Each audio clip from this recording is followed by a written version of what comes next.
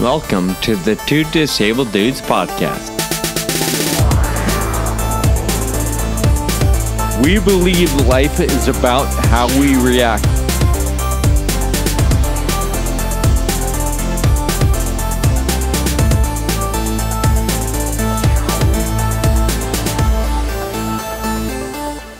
All right, welcome back. Thanks for tuning in today. I am Sean, and my friend Kyle is somewhere on the other side of the country. What up, man? Way over on the East Coast. What's going on?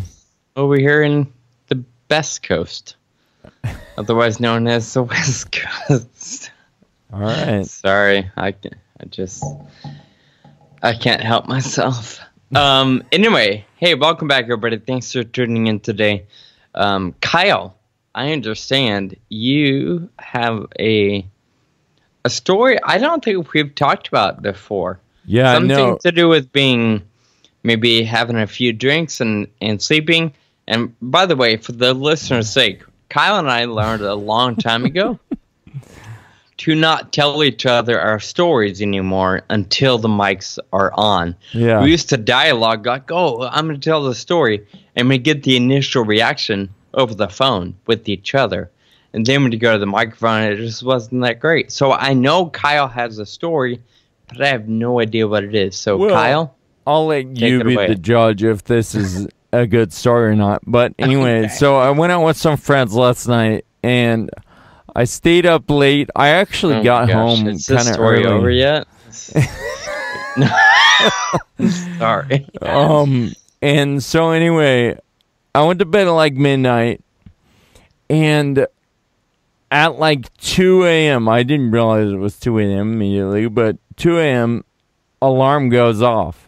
Like, what? Like, it was the alarm from, like, my cell phone. Like, what? I look down. My cell phone's not going off. I'm like, what the heck? It's an alarm from an apartment right next to mine. Like, I'm not sure which one it is, but it was going off, and I was like, oh, all right, whatever. I'll just wait for it to stop. Never stopped. It was going for like an hour. And, like, it was pretty quiet, so I was like, oh, maybe I can just sleep through it. No, I can't sleep through it because I feel like there's something that happens, like, it's an alarm. Like, that means you're supposed to get up. That was making my brain be like, get up right now, you know? Yep. And so it never went off. I started yelling, like, hey, turn it off. I was just, like, yelling to the walls. Nope, no one ever turned it off. So I was like, what am I going to do?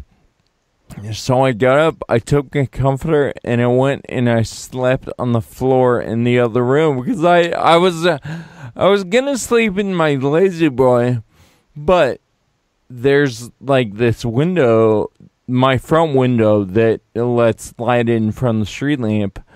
So I slept on the floor halfway in my podcast studio because the darkest place. So anyway, that's my story from last night. I don't know. I have no idea how I'm gonna find out whose the alarm that was. This is not the first time it's happened.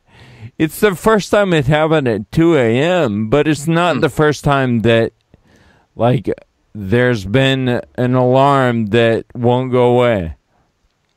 And, you know, I'm wondering about there's something about, well, at least for me, Kyle, I don't know about you, but when I drink, you know, a little more than just a glass of wine at night and go to bed, I sleep differently. I'm completely more sensitive to noises or timing or what light if through the window. Like that, when, you know, I'll be completely tired, but if I drink, I can't sleep. And like I wake up long before the alarm. I can't roll over and go back to sleep. On normal days, it's easy to roll over and go back to sleep. But for me, I wonder if it's similar for you. No, it is. Absolutely. Yeah, it's a different kind of sleep when I go to bed after a few drinks. So then that makes me think there's one of two things we need to do. Either one, stop drinking, which, who wants to do that? Number two, maybe we should drink more and more often so our bodies adjust. Good call. Yeah, two ends of the spectrum. Either one. So. All right. Well, I hope you get a nap or something today, Kyle. I'm sorry. I know. I might need that. Yeah. So if I go off on like something that doesn't really make sense, you'll know why. Okay. Sounds fair. Cool. Thanks for sharing. Now, there's another thing we want to talk about before we get into our main bits today. You, a few episodes ago, were telling our listeners and me that you were applying to be an Uber driver. That's right, and you were man. getting your car all situated. So catch us up to speed on your Uber adventures. Well, I submitted all my stuff. I had my car inspected. So $1,200 later, I became an Uber driver. Wait, so I was all official. I feel like we should clarify. It doesn't cost $1,200 to get into being an Uber driver. You just were a little behind on car maintenance. Is that right? Yeah, that's totally right. Yeah, exactly. So yeah, if I would have stayed up on it, it would have been like $100 and not. But anyway, whatever. So I need to make that money back by driving Uber, I think. But I did my first 2 trips last week, and so I'm all official. I was afraid that I was just going to keep letting it slip, like, oh, I don't have time, I'm not going to do it.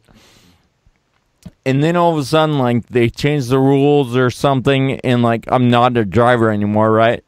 So I was like, all right, I just got to get this done. I drove for 1 hour. I did 2 trips, and I was like, all right, it's official. But nice. But I wanted to. So the whole idea of this, my idea was that I wanted to just see what it was like on the other side of the equation. You know, you and I take Uber all the time for whatever when we're traveling, and I was like, all right, I gotta see what this is like. So I submitted all my stuff, and I took my first 2 drives, and I recorded a few things into my phone while I was sitting in the driver's seat. I didn't record during a trip or during driving or anything, just between trips, but I wanted to share that and see what you think about it. So all right, cool. So here's my first clip. All right, I am about to take my very first Uber drive. I haven't turned on the app yet. I'm really, really nervous. I don't even know if there's a reason to be nervous. Hopefully, at the end of this, there will be no reason to be nervous. But anyway, at first, I had my wheelchair stowed right behind the driver's seat after I put the back seat down. However, I thought that would be awkward for a customer to just be sitting right next to my wheelchair. So I put that seat up, and then I took the wheelchair apart, and right now it is sitting right next to me in the passenger seat, strapped in with the seat belt. And so it's not really in the way anymore. I'm actually a lot more satisfied with this situation.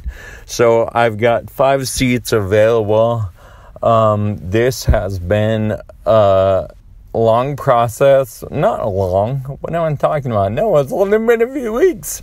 I applied a few weeks ago and got approved, and then I cleaned my car. My good friend Paul helped me clean the car out. And so now I'm ready to take people in.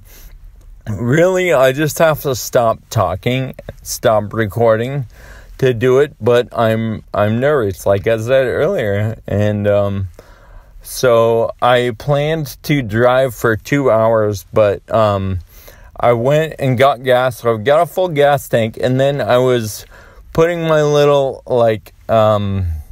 cell phone holder into the vent on my car, and it broke. The $9 cell phone holder that I bought broke. So I had to run to Staples and buy a new one. So now I've got a new $9 cell phone holder and a full tank of gas, and I am ready to go. So I'm gonna stop talking and stop recording so I can concentrate on the task at hand. I think this little talk really calmed me down a little bit. I'm ready for this. Let's do it. All right. See you in a bit. Alright, man. So, as you can tell, I was really nervous. I think I was most nervous about the fact that, like, my wheelchair is sitting there in the seat next to me. I'm driving with my hands, and, like, I didn't know what people were going to think when they got in the car, right? So, well, it was certainly clear that you were nervous. Did I mention that? And I love how you were like, "Oh, I'm just gonna stop recording now and do it." And I think you said that 3 times. But hey, you did it, man. You started, so that's cool. All right, sweet. I love hearing that. How long did you? I assume after that you turned your app on. How long did you wait for the first ride? I think I actually, so it was like 3:30 or something on a Sunday afternoon, and I think I actually waited like 10 or 12 minutes. I actually missed the first request because I was like texting a friend, and I was trying to finish that up before I took the thing, and I was like, oh no, I missed it. But then another one came in. So yeah, I was just like sitting in a parking lot waiting for a call. So. Oh, okay. All right, yeah. Sweet. So and that phone holder, that's too bad. Yeah, but you know, my goal was to make at least $9 that day, so that I could to replace that. All right, cool. Yeah. So you got a new phone holder. You started your app and you got your first ride, right? Yep, that's right. So here, I'm going to play a recording I did right after my first drive. All right, sweet. All right, I just finished my first Uber drive ever with a guy named Shane. He was really nice, and we stopped at the gas station. He went in to buy something, and then we came over and I dropped him off at a store called GameStop. And that's what we did, and everything was great. I told him it was my first ride, and he's like, oh, that's probably a good day to do it. Good stuff, whatever. So it was no big deal, and I'm feeling pretty good about about myself right now, because I was so nervous as I was driving there. I turned on the app, and then it ended up that he was like 10 or 15 minutes away from where I was. So I had to drive forever to get there. And so that was the most nerve-wracking part, was like the fact that it took me 10 minutes to get there. I was just freaking out the whole time. My hands were sweating and stuff, but it was no big deal. Kind of like I thought it might be. So I'm going to do another one, see how it goes. All right. All right. So, yeah, I think so. Shane was your first victim. Yep, Shane. I took him to the gas station and to GameStop. All right. And, yeah. So he was like, "Oh, you can't. I know you came a long ways to get here, so I'll give you a tip." He did. So. Oh, nice. Did he rate you? Like, what's your rating right now? Are you at 5 stars? Well, you know what? I couldn't figure out how to get that. I can probably get it easily now, because it's been a few days, and so all the whatever, like people that actually probably rated me now, all the two people that I gave rides to, but Sure. yeah. So That's cool. but no one even like said. I don't know. I don't know what I was thinking people might do. Like ask me about the hand controls, or like Sure. say, "Hey, can you please stop the car so I can get out?" Or like, I don't know. But no, I mean, it was no big deal. No one said anything. Basically, they're just like, "Dude, just get me to where I want to go." Yeah. So It's, that takes me back to James Miller, who we had last week, or last week. If somebody didn't say it, then it's not factual. These are all perceptions in our head. So yeah, I was just cool. making up all the things in my head, all the reasons that might go wrong, or that people might think I'm a jerk or whatever, and it was fine. So here we are. That's awesome. Was Shane your first passenger? Was he talkative at all, or was it pretty quiet? No, it was pretty quiet. I mean, he was nice. When I did talk to him, he was great, but he didn't say much. And the second person I had didn't say much either, but I didn't even try to. I was driving on roads that I'd never been on, and it was like windy back roads, and so I was like really trying to focus. And my window fogged up a little bit, so that was really distracting me and stuff. And like,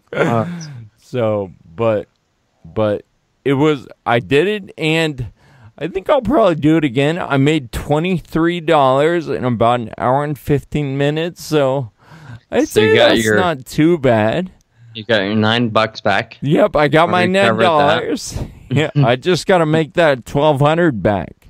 So yeah, that's a lot of trips. Yeah, so, dude, that's cool. I'm glad it's working out, and I'm glad you got a few, or at least 2 rides in. So yeah, baby, nice work. And I'll keep you up to date if there's any interesting stories from my Uber driving. All right, sweet. Oh, cool. What Kyle and I wanted to do today is really just something kind of basic, I guess you can say, but we spend a lot of time interviewing guests or talking about our conditions and different circumstances, whether it be traveling or clinical trial or just facing the challenges that a disease or a disability presents.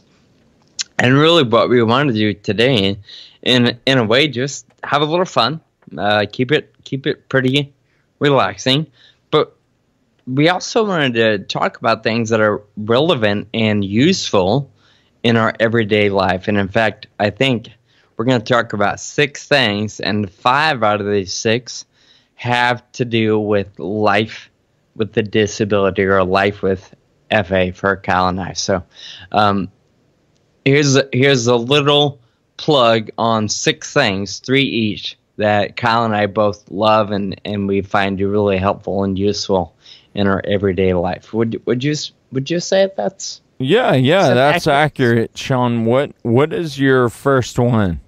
My first one's actually probably my newest one, and this is I've got to give a shout out to my brother and sister-in-law. I visit them and spend Christmas with them. They're close to Southern California, and my sister-in-law texted me a few weeks before Christmas, and she's like, "Hey, what do you want for Christmas?" I'm like, "I don't know." I gave her a short list, and she didn't get any of it. She was like, I don't know how it works in their world, but I think they're like, "What do you want?" "Oh, it doesn't matter. I'm getting you this." Or whatever. They're what just, you think doesn't matter anyway. So, but they always give me something really cool or really useful or something I want. So I'm like, yeah, whatever. And it's not like I expect a gift anyway, so it's no big deal. Okay, so I go, and it's time to open gifts, and I open a box of something I'd never asked for, but it's my favorite item now. They bought me stemless stainless steel wine glasses, which are cool because I like the stems, but stemless is cool too. But these wine glasses have a little cup, or sorry, they're a little cup with a lid. Oh. And the lid has a little, slider. So it's essentially an adult sippy cup. Nice. But I love it. The stainless steel helps hold the temperature longer. Right. And then with the lid, I can walk around the house, which, Kyle, and a lot of our listeners know, it's really difficult to walk around the house with a cup of coffee, water, or wine. Right. So automatically, I was just super excited and impressed that they would get something so incredibly useful and just something that resonated with me. Yeah. So sorry. Has there been any instances where, like, oh my gosh, this thing just saved me from spilling wine all over the carpet? Oh yeah, because if I walk down the hall at home, by the time I get to my room or the back to the kitchen, the lid itself is covered in red wine. So you just have to know, if I didn't have a lid, I would have been splashing around. Yeah. And I'd have red wine stains all over the carpet. And then I noticed, I went on a cruise a couple weeks ago, a beautiful vacation, a wonderful time. And people on the cruise were actually carrying these themselves, like they brought them from home. And I never thought about that, but I'm like, these cups are small enough to travel. So now I'm going to take one everywhere I go. Not that I'm a slosh when it comes to my wine, but it just makes life easier. And I'm super excited. So the brand that I got, there are other brands, but Corksicle. Cork, like a wine cork, and then sickle, like popsicle. Corksicle.com. They have all kinds of cool stuff. I would encourage you to consider these for yourself or a loved one. Very nice. Awesome. Yeah. Thanks, Sean. We're going to check that out. So your turn. Give us something you'd like or it's helpful for you. So I was thinking about this, and I was thinking about when I first got diagnosed.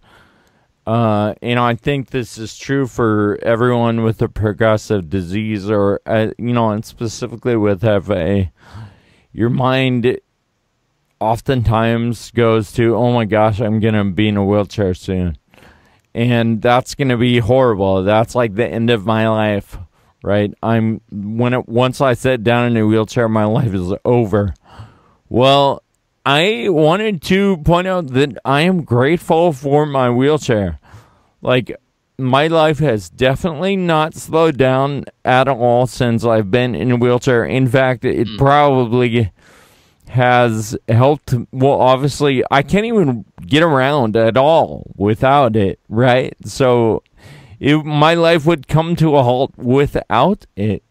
Sure. So I'm really grateful for it, and I just think it's remarkable how my opinion has changed about that piece of equipment over the course of the years.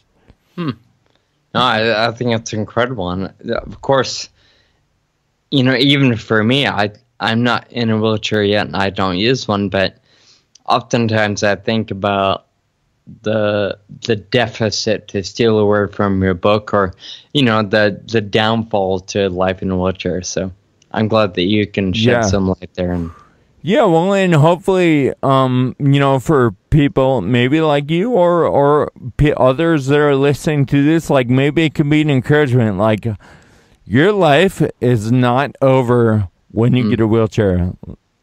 Yep.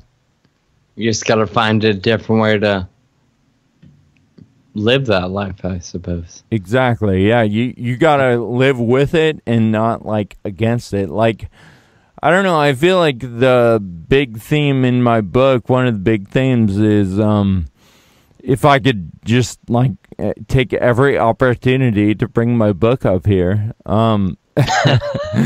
It's, you got to face up to your circumstances, your difficulties. You feel like running the other direction, but that is To me, I think that's the wrong direction, and I think you'll feel a lot of empowerment when you face your difficulties.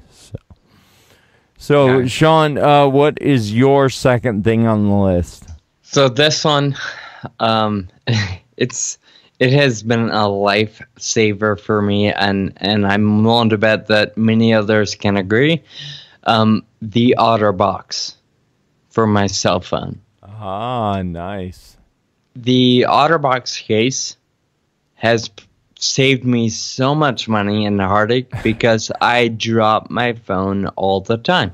And I'm sure that's true for most people, Yeah. but especially people with their very similar conditions where we lack control in our hands and our fingers and the dexterity, and we just don't really have a good grasp on where our hands and arms are and how Yeah. to hold things. And oftentimes, like I do it all the time, and I'm getting out of my car at home. I want to pack as much as I can in my arms and hands so I don't Yeah. have to make several trips.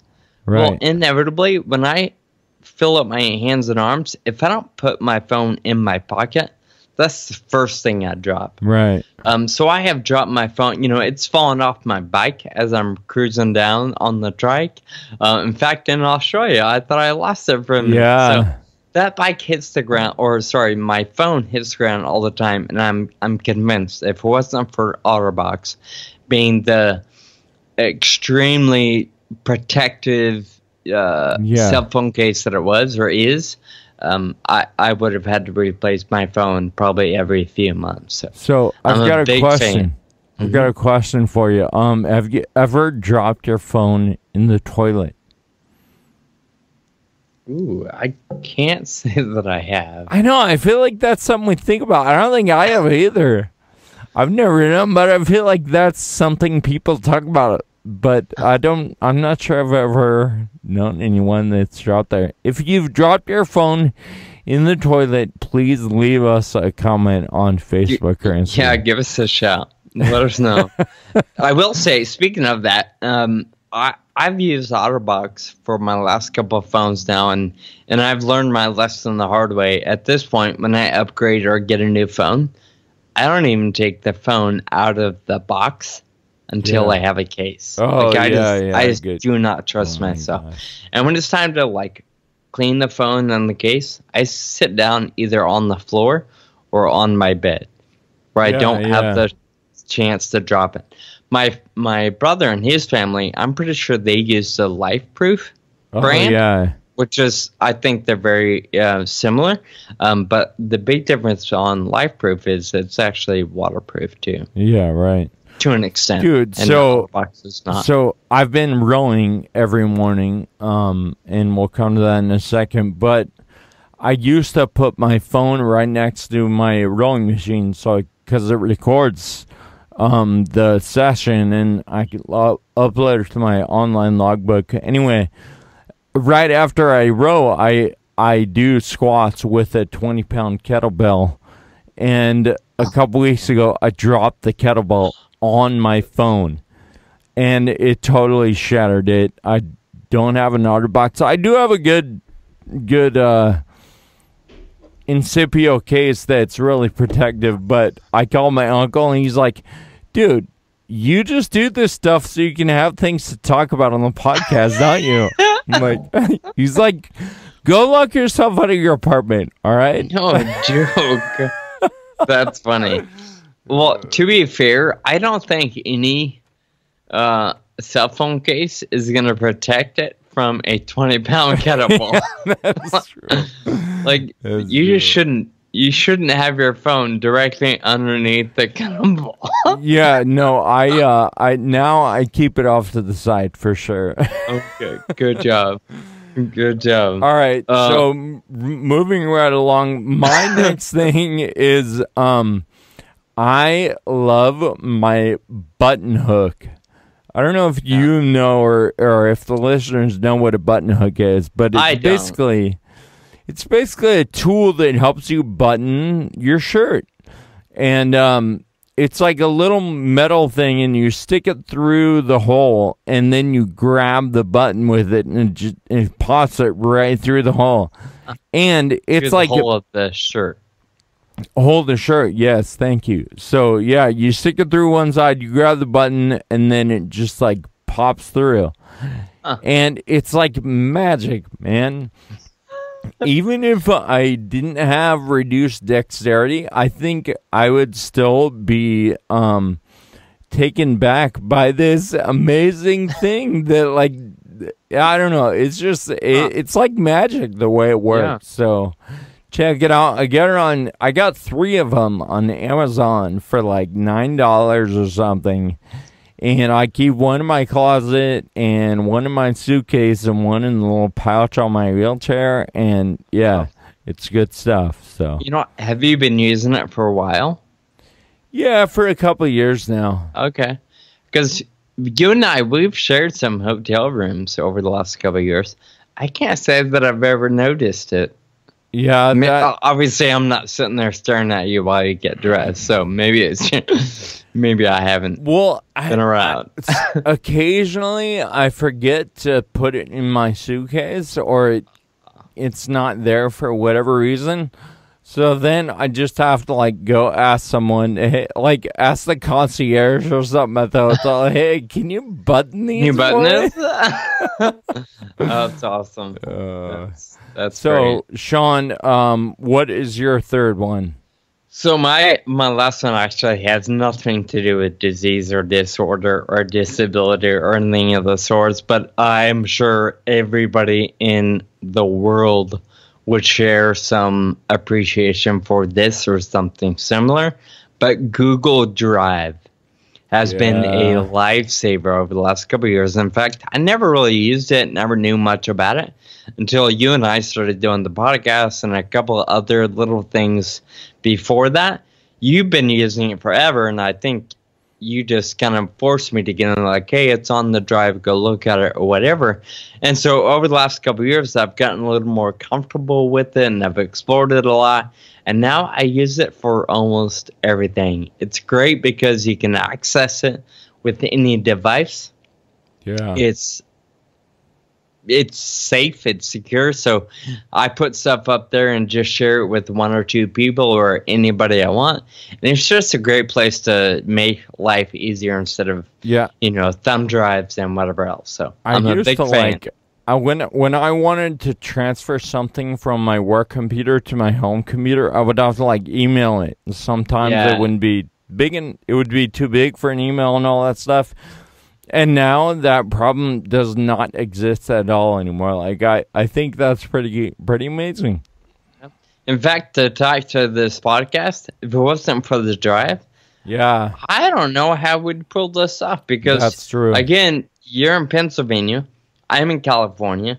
Jake, who helps us put it all together and makes us sound good, is in New York. Yeah. And if it wasn't for the Drive, this would be a lot more difficult to pull off. Or impossible, yeah. Yeah, true. Yep. So my third thing is my rowing machine. I know I have talked about it quite a few times, but I use it every single morning.